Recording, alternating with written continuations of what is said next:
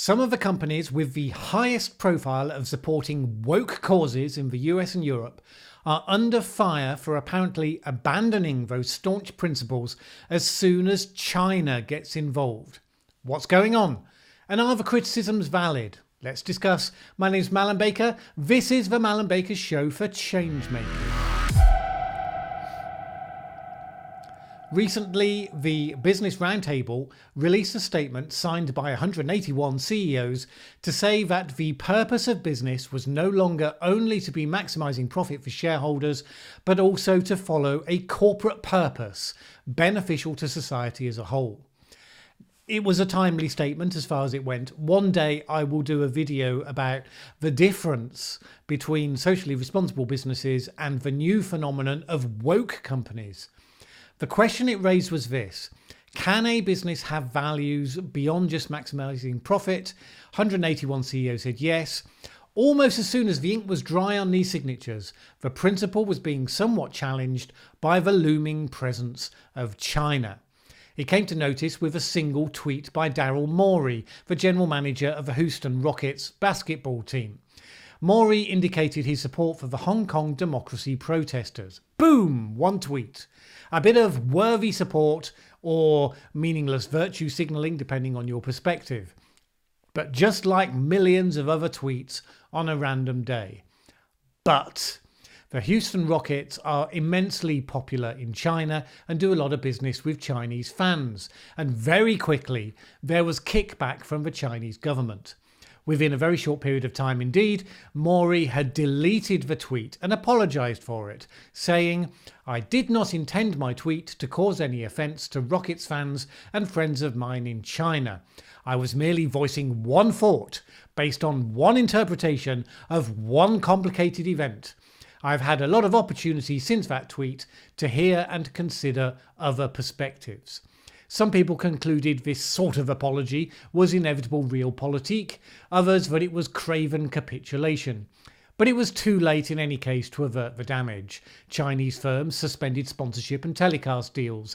The state-run Chinese broadcaster stopped screening Rockets matches. Chinese commerce platforms such as Alibaba and JD.com removed all Rockets merchandise, and even good old American Nike, which advertises in the US with an image of Colin Kaepernick saying believe in something, even if it means sacrificing everything. Well, Nike wasn't quite prepared to sacrifice everything, so immediately pulled all Rockets branded sneakers from its China stores.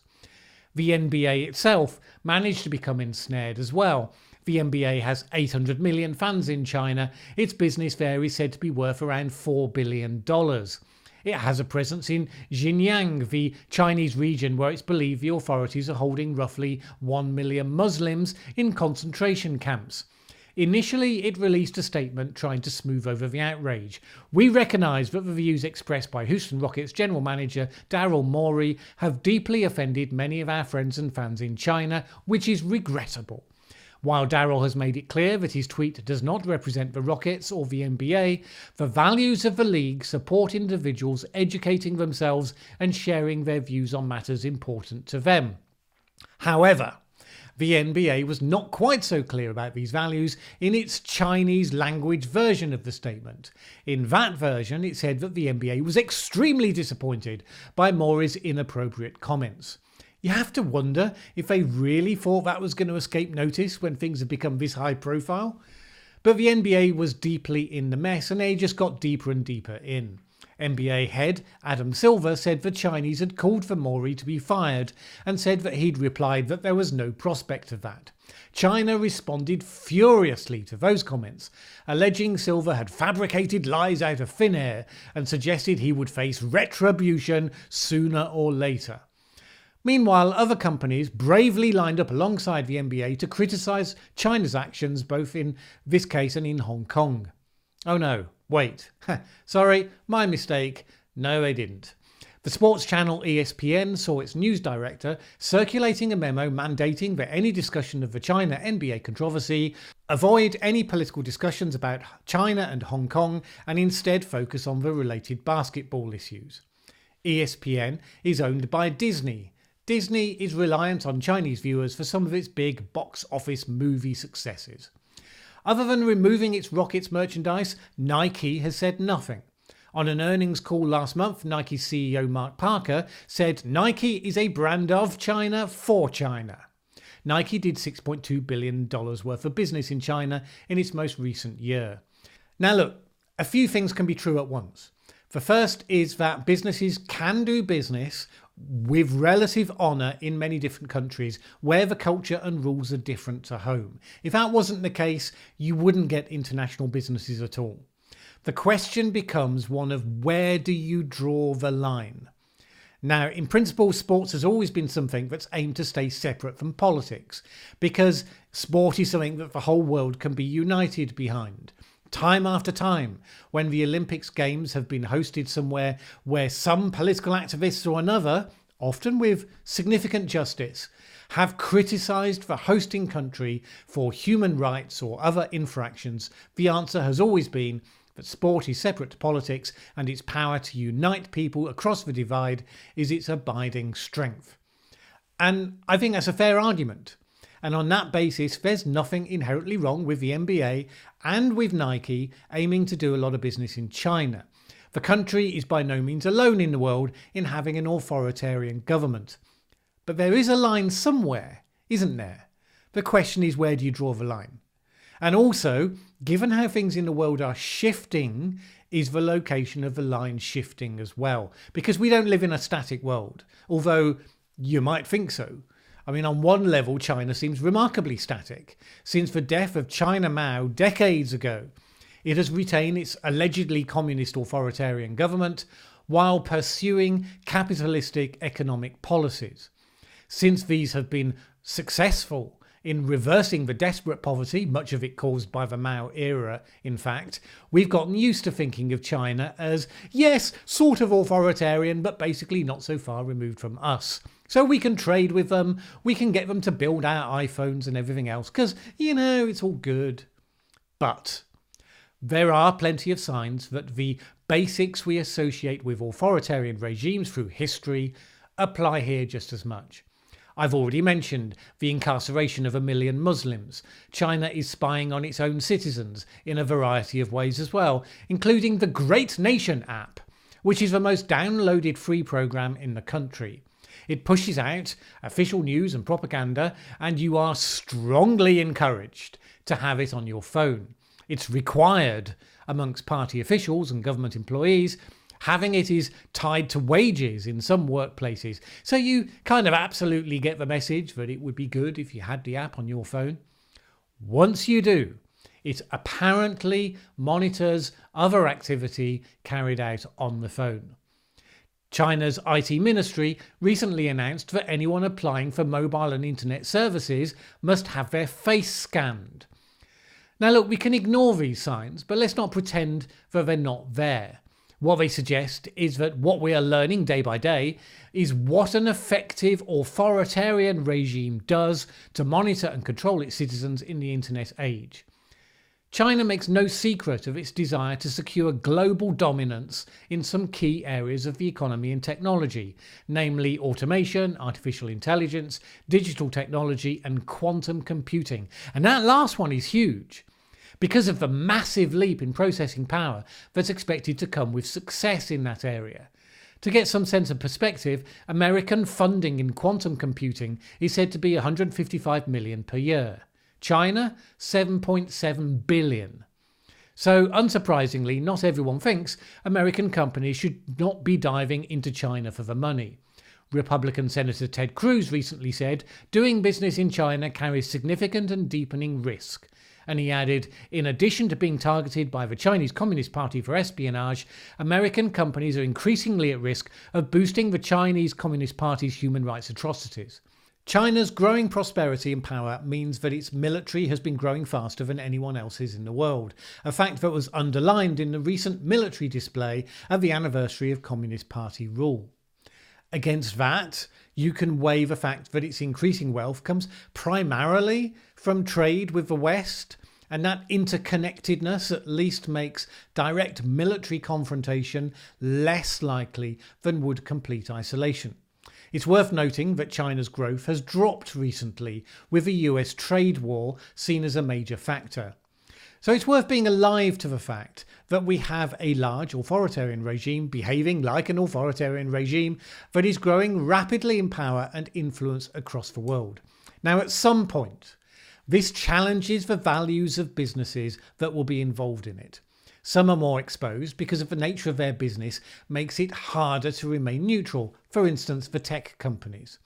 Others should find it harder to remain neutral because of their adoption of woke positions at home that stand in sharp contrast to their actions in China. So, for instance, the NBA boycotted the state of North Carolina because of its ban in 2016 on letting transgender people use bathrooms for the opposite sex. But it will still happily do business in China if it's allowed to. China that refuses basic free speech and imprisons 1 million Muslims. That's a fairly stark contrast. And you might argue that if sport is meant to stand aside from politics and be the glue that brings people together from all races, then why is it getting so involved in the left versus right arguments in the US? The tech companies, of course, have nowhere to hide. China represents a huge market or potential market for them. But technology is so much at the heart of the government's censorship that it's hard to avoid the position where you become complicit. Take Apple, for example. Now, I'm an Apple fan. I have used their stuff forever, generally like them as a company. I think that they genuinely face a difficult dilemma. But at the end of the day, we are all accountable for our choices. Apple was recently criticised in a remarkable rare moment of bipartisan unity by both Ted Cruz and Alexandria Ocasio-Cortez for taking down a Hong Kong app which was being used by the democracy protesters to identify the location of police in Hong Kong. And you know, there's the sort of heart of a dilemma right there. Because it is actually true that the Hong Kong protesters have often moved into violence. We've seen protesters throwing petrol bombs at police and attacking and destroying property. If that happened in the US or in Europe, we'd say that an app that enables people to behave in that way, to get advance notice of police action, was downright irresponsible. So we get into this tricky grey area. When we write a script that says whatever the protesters do, they deserve the support of companies, or that it's patriotic and socially responsible for companies to support the US government, but reprehensible to obey the laws of the Chinese government. Once again, the question is, where is the line? Apple has in the past agreed to take down all private networking apps from its phones in China, so people can't use them to get through the so-called Great Firewall. That's just obeying the law. But it's also directly supporting state censorship. It's not that Apple has the choice of remaining in China and refusing to comply. It only has two choices. One, sell phones in China that comply with the government's laws, or two, don't sell phones in China, maybe even go elsewhere to manufacture them. So that's one level of grey area. Arguably, the one facing Microsoft is even worse. Microsoft carries out research on artificial intelligence in China. One of those areas where the country is trying to develop a strategic superiority.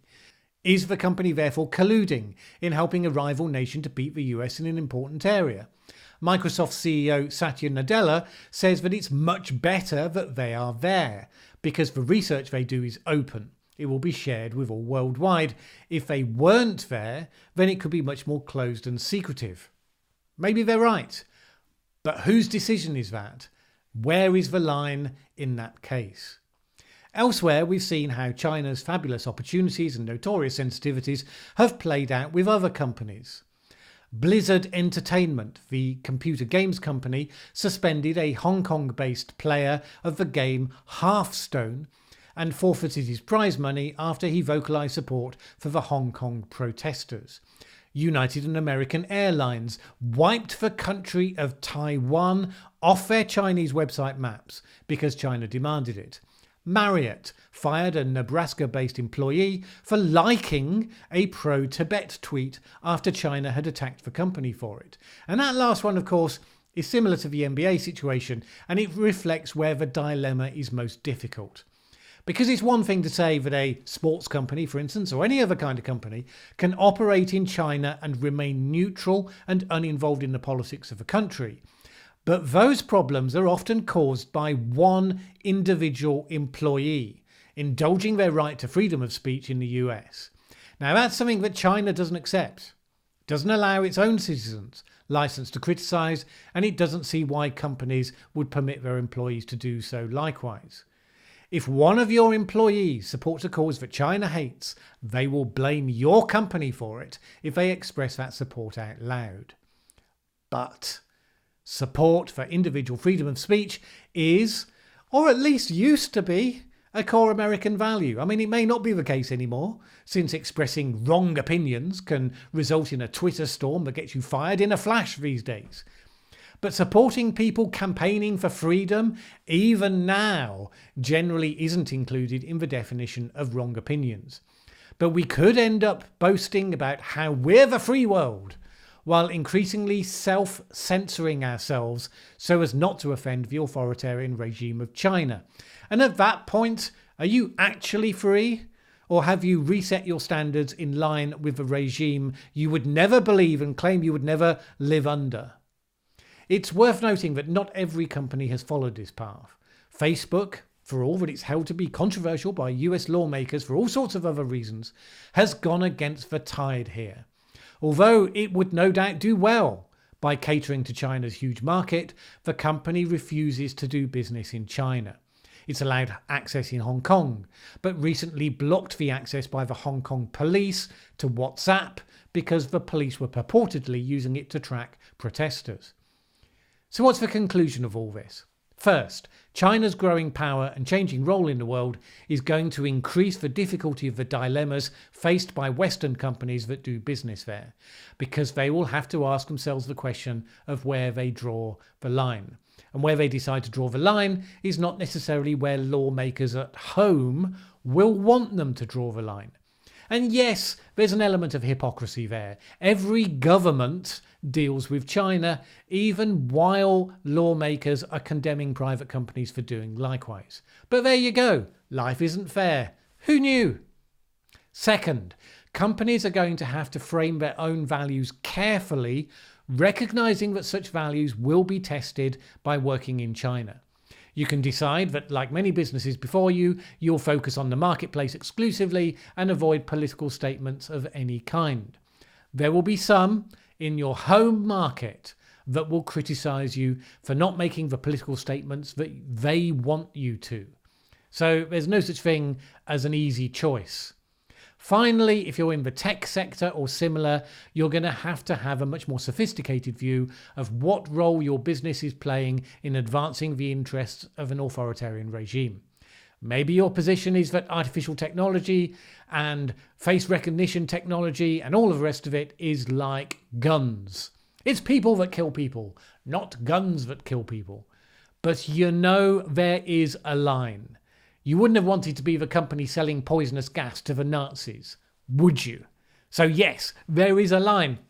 The point is, you need to define clearly where your line is, articulate it so everyone knows where the line is, and then have the courage to act accordingly if events push you across it.